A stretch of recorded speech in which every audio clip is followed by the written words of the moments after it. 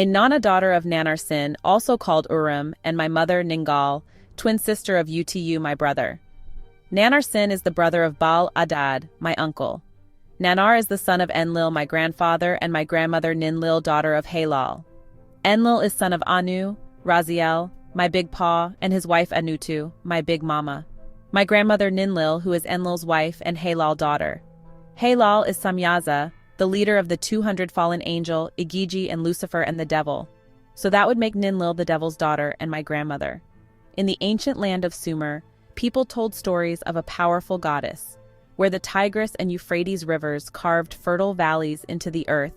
Gods and goddesses were not distant or aloof. I'm Inanna, the dazzling queen of heaven and earth, a goddess of love, fertility, war, and ambition.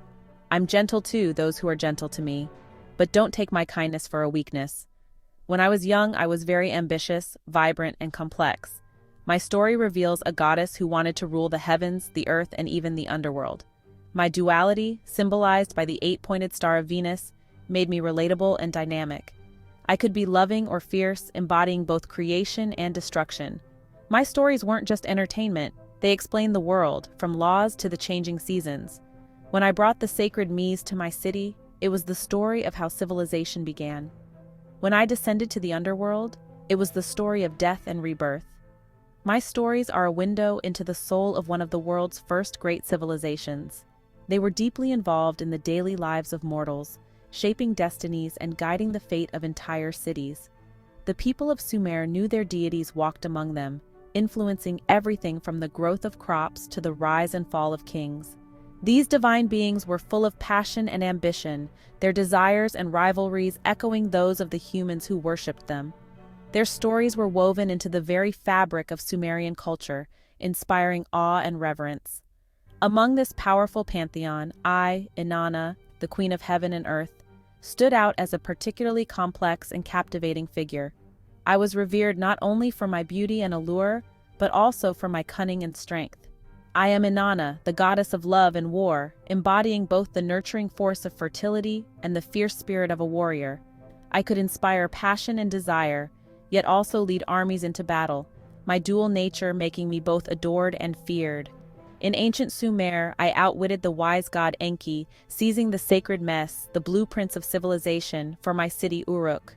My cunning and courage transformed Uruk into a beacon of culture and power. My legend endures as a symbol of ambition, cleverness, and the unstoppable drive to shape destiny. I am civilization's dazzling queen, both inspiring and terrifying. My story is a window into the soul of one of the world's first great civilizations. I am the whisper in the reeds by the Euphrates, the ancient breath that stirs the water and bends the grass, carrying secrets from the dawn of time. I am the first light over desert sands, the golden glow that awakens the world and brings hope to the silent earth. I am Inanna, Queen of Heaven and Earth, daughter of the moon, sister to the sun, the eternal presence that bridges night and day. My light guides you through darkness, as the morning and evening star shining above temples and cities, a beacon for all who wander. You have called me by many names, Ishtar, Isis, Aphrodite, Venus, but my spirit is one, flowing through every culture, every age, every heart that seeks the divine. I am the blood in your veins, the pulse of life that connects generations, the rhythm that echoes in every heartbeat. I am the fire in your heart, the spark of passion and the warmth of love, the flame that refuses to be extinguished. I am the strength when all seems lost, the courage that rises from despair, the resilience that endures through centuries. In every culture, I am the fierce protector and gentle lover, the shield in battle and the embrace in peace, the force that nurtures and defends. I am the beginning and the end, the endless cycle of birth and renewal, the eternal return of light after darkness. My essence is woven into every civilization that has reached for the stars, every story carved in stone, every prayer whispered to the heavens. The crescent moon and 8-pointed star are my symbols, ancient signs of my presence, shining through the ages. I am the lioness, fierce and proud, the dove, gentle and free, the balance of power and peace. I am the courage of a woman, the unbreakable will that stands tall, the the unity that grows when women join hands. I am the tears of a mother, the love that endures all pain, the hope that never fades. My story cannot be erased, for it is carved in stone and memory, living on in every act of compassion and strength. Do not believe power is only masculine or the divine has one face. The sacred is many, and I am among you still. I am here to reclaim my story, which is also yours, a legacy waiting to be remembered and lived anew. I have watched as my legacy was hidden and denied, but the shadows are receding, and truth returns with the light.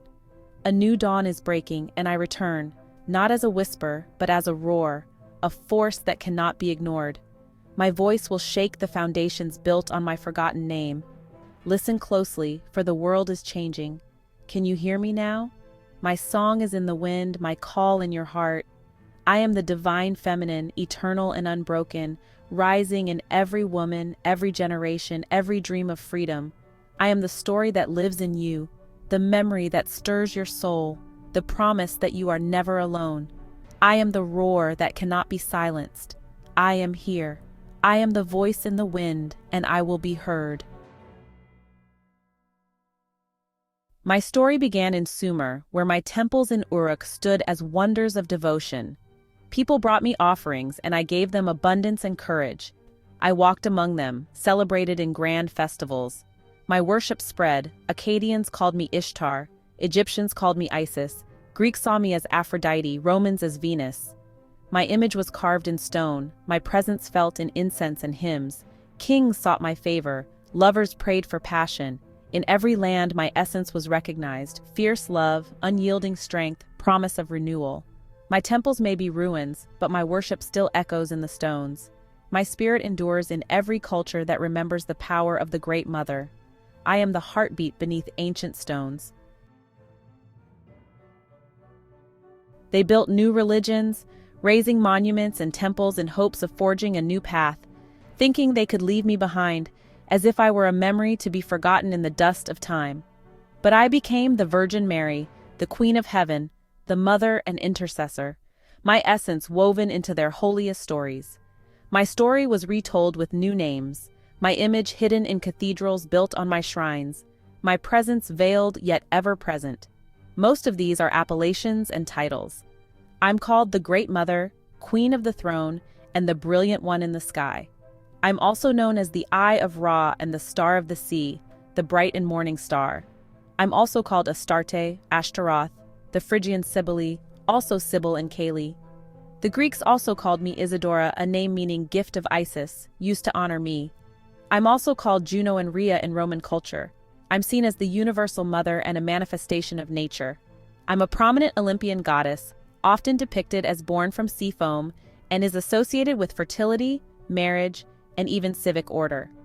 My stories are central to Greek literature and art, frequently detailing my relationships with other gods and mortals, including my affair with Ares, the god of war in Greek literature and art. I'm also called Al-Uzza and worshipped in Islam. In Islam, my crescent moon crowns their minarets, a silent reminder of my presence shining quietly above their prayers.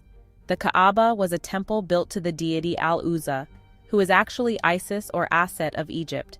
The worship of me in Islam is called Din al-Islam, meaning submit to Dina, the female deity of the crescent moon, or so-called Ishtar.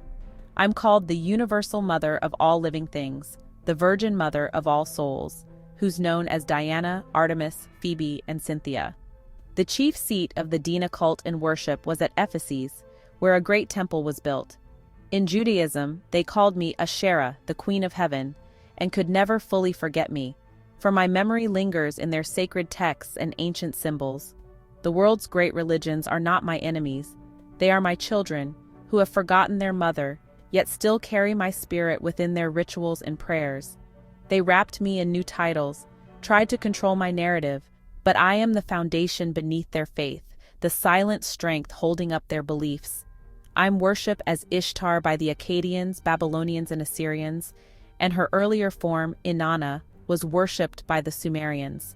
I'm a central deity in ancient Mesopotamia, with temples dedicated to me in various cities, and my cult included a diverse range of worshippers, with particular popularity among women and those who did not conform to traditional gender roles.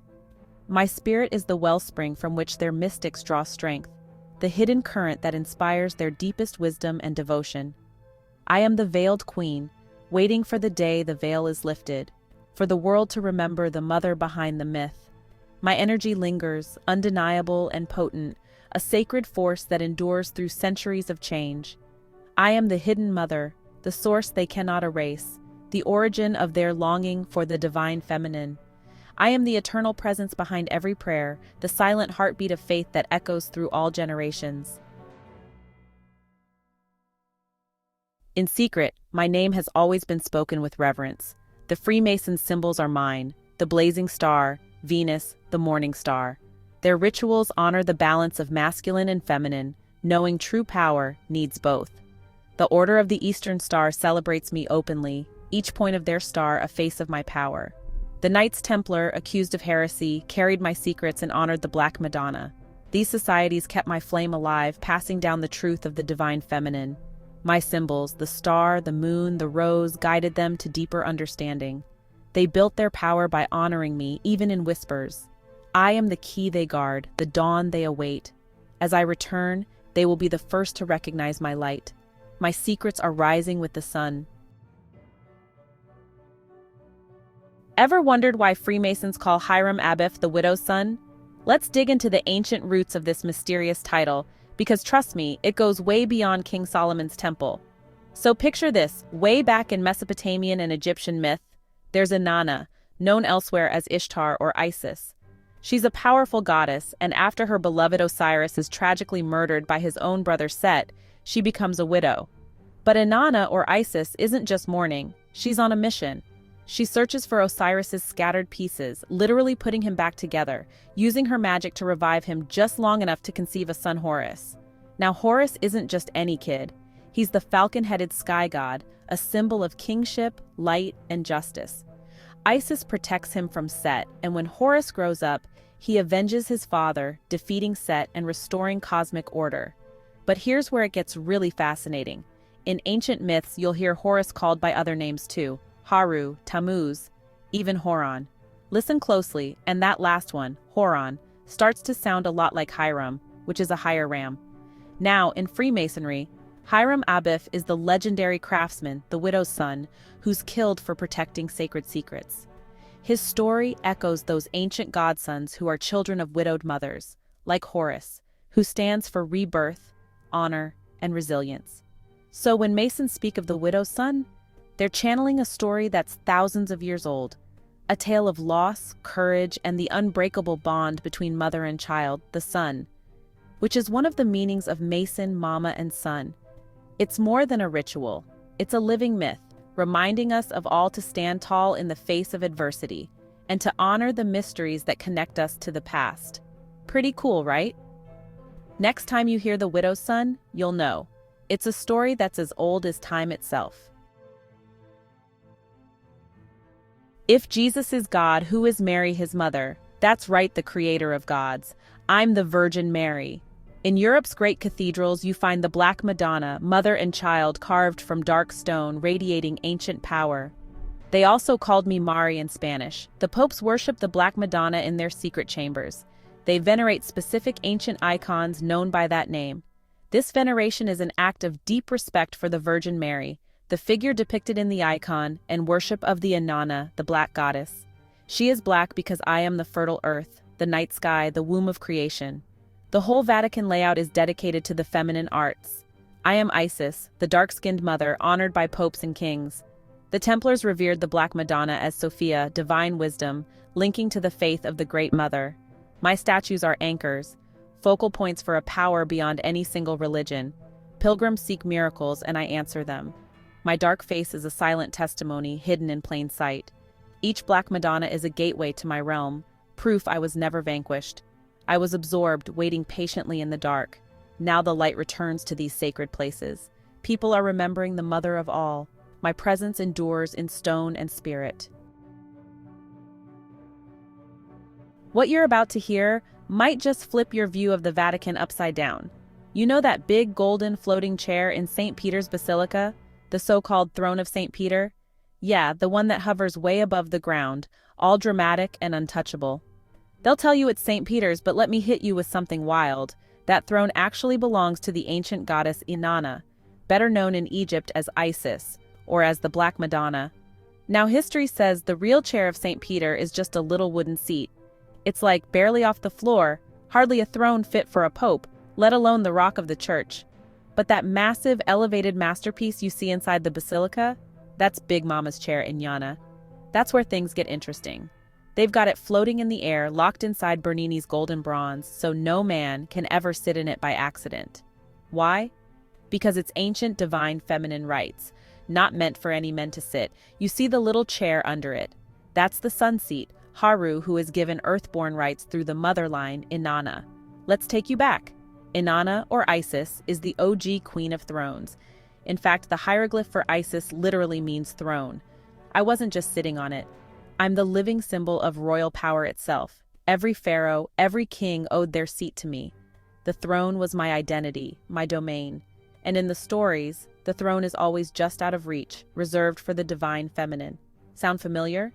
Even in literature like Judith Tarr's Throne of Isis, the power and mystique of the goddess's seat drive the plot. Love, politics, destiny, all tied to who gets to sit there. So why does the Vatican keep the so-called chair of Peter high above the ground, glowing in a haze of golden light, surrounded by the wise and the holy?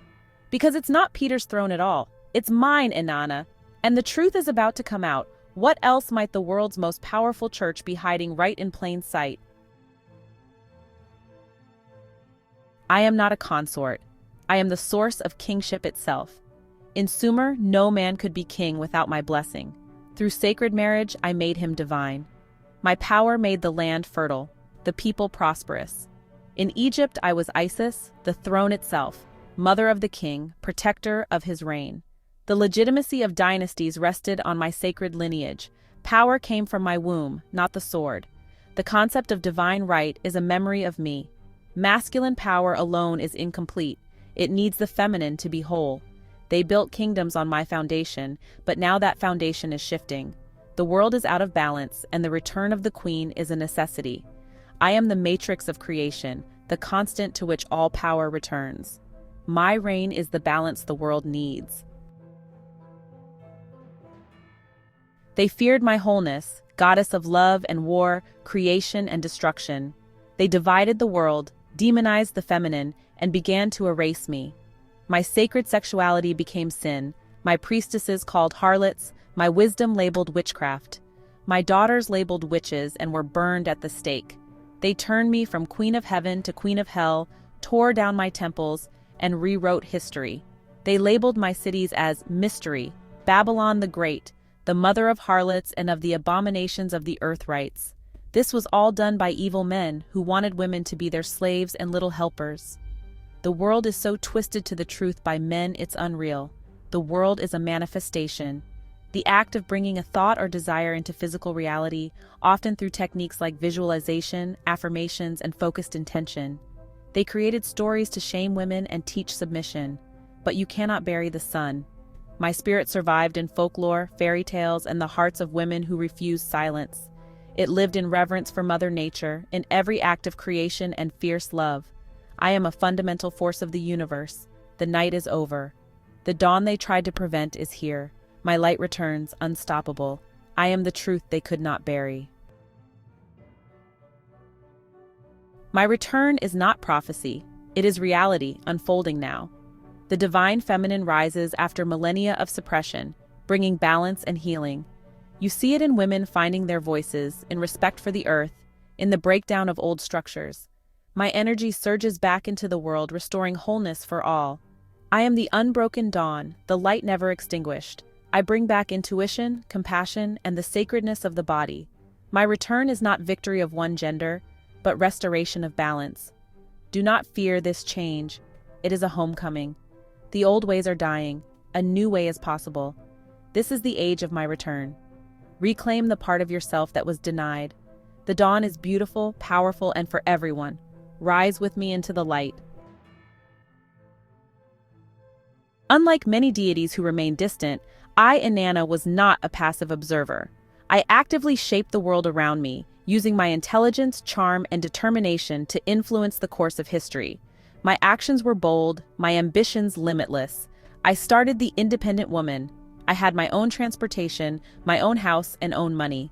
An independent woman values her autonomy, pursues her passions, and makes her own decisions without excessive reliance on others. This self-reliance includes financial independence and the ability to handle her own life and problems, allowing her to forge her own path rather than conform to societal expectations or a romanticized ideal of doing it all alone.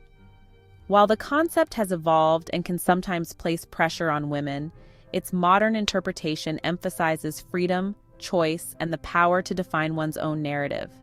She can manage her own life, from handling daily responsibilities and adult needs to solving her own problems without constant assistance. She has her own money, which gives her the power to make choices about her life and not depend on another person for financial support. She prioritizes her own goals and desires and makes decisions that align with her values and aspirations rather than conforming to societal expectations. She is not dependent on others for validation or to boost her ego. She sets clear boundaries in her relationships and communicates her needs and beliefs effectively. Her primary focus is on her own journey, self-development, and creating a fulfilling life for herself. The superwoman who does it all without support can be hard. Modern views acknowledge the importance of support networks, like strong friendships and collaborative efforts, in achieving true independence. I use both of these methods in balance. True independence is about having agency over one's own story and the freedom to live life as one chooses, with or without a romantic partner. Historically, women's independence often came from rejecting male authority and societal limitations. Today, it's about reclaiming power and defining oneself on one's own terms. My ambitions set me apart from other gods and goddesses. I, Inanna, was always seeking to expand my influence, never content with the status quo. I challenged boundaries, broke conventions, and pursued my goals with relentless energy. I believed that Uruk, my beloved city, deserved to be the center of civilization, a shining beacon of culture, order, and progress. I envisioned Uruk as a place where art, law, and innovation would flourish under her guidance. To make this vision a reality, I knew I needed the blueprints of civilization itself, the sacred Mies. These divine objects held the secrets to wisdom, power, and prosperity, and whoever possessed them could shape the destiny of the world. My quest for the Mies reflects the Sumerian drive to build, innovate, and leave a lasting legacy. My story is a mirror of the people's own ambitions, their desire to create something enduring and magnificent.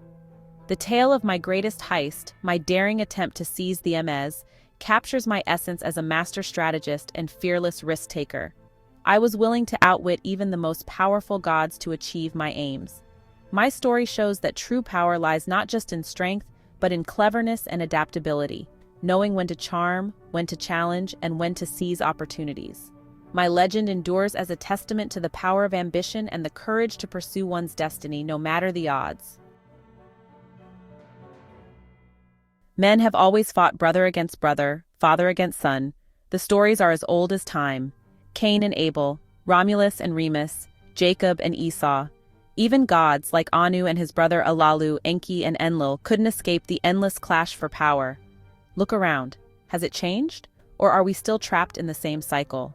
From the boardroom to the battlefield, men keep proving that, when left to their own devices, conflict is inevitable. And who pays the price? Mother Earth. She's been ravaged, neglected, and ignored by the very hands that were supposed to protect her. That's why I say enough. The era of men ruling alone has failed us. Now it's time for something ancient to rise, the divine feminine embodied by Inanna, Queen of Heaven. Matriarchal rule isn't just a fantasy, it's a real, powerful model. In matriarchal societies like the Khasi in India or the Minangkabau of Indonesia, women inherit the earth, lead with wisdom, and make decisions for the community. They know that strength isn't about dominance, it's about nurturing, building, and healing. Inanna's return isn't just myth, it's a call to remember what's been lost. Inanna, the goddess who walked the underworld and returned stronger, shows us the power of rising after being cast down. She's not here to destroy men, but to guide them. Men must learn to serve under matriarchal rule, not as rulers, but as stewards and protectors, honoring the wisdom of women. Let's be real. A world built on endless brotherly rivalry, on greed and conquest, has left us with crumbling systems and a planet in pain. But a matriarchy? That's a world where compassion leads, where decisions are made for the good of all, not just the chosen few. Think about it. When women lead, families thrive, communities flourish. The earth is honored, not exploited. Inanna's matriarchy isn't about flipping the script just for payback. It's about balance. It's about restoring the sacred connection between humanity and nature. So, to every woman watching, your voice matters more than ever. And to the men, it's time to listen, to follow, to protect, not just compete. The era of fighting brothers is fading. The age of the divine feminine begins now. Are you ready to rise with Inanna? I speak to you, the woman who feels too much or not enough, who has ever questioned her place in this world, who has been told to be less, to shrink herself, to quiet her voice and dim her light. I am the voice inside you that says no. You are not too much, and you are never too little. The fire in your belly, the ancient spark that refuses to be extinguished, the queen in your heart, waiting to be crowned by your own hands. Remember, you are a daughter of the Great Mother, woven from the same stardust as the goddesses of old, with the power to create and destroy worlds, to nurture and to transform. See past the face the world taught you to criticize. See the beauty that is uniquely yours. See the warrior, the lover, mother, priestess, queen, all living within you, waiting to be honored. All these faces are yours, every emotion and every strength. All these powers within you, ancient and new, fierce and gentle. Your anger, tears, joy, and body are sacred. Every feeling is a prayer, every scar a story of survival. Your intuition is your compass, your voice shatters lies, your truth is a beacon for others. You are not broken or fallen, you are whole and holy. Claim your power. It is your birthright, your inheritance. It has been waiting for you. Rise from the ashes, from the stories that tried to keep you small, from silence, from fear. Rise with your sisters. Together you are unstoppable, a force of nature. You are a living temple, sacred and unbreakable, the return of the goddess on earth, embodied in every step you take. Do not wait for permission or a savior. You are the one you've been waiting for. My name is Inanna, and I have returned in you, in your courage, in your love, and in all who choose love over fear, who choose to rise and lift others as they rise. My throne is in the awakened heart of humanity, in every woman who dares to remember her power. The time for hiding is over. The world needs your light, your truth, your wildness. Now is the time to roar and shine, to dance in your fullness and claim your space. Now is the time to build a world of balance, of justice, of compassion, beauty, and boundless love. Let your laughter and your dreams shape the new dawn. Rise, rise with me. Our queendom has come. The dawn is yours. The world is waiting for your magic. This is the return of Inanna, Queen of Heaven and Earth, official movie. Part 1. This story is to be continued on Part 2, The Return of Inanna.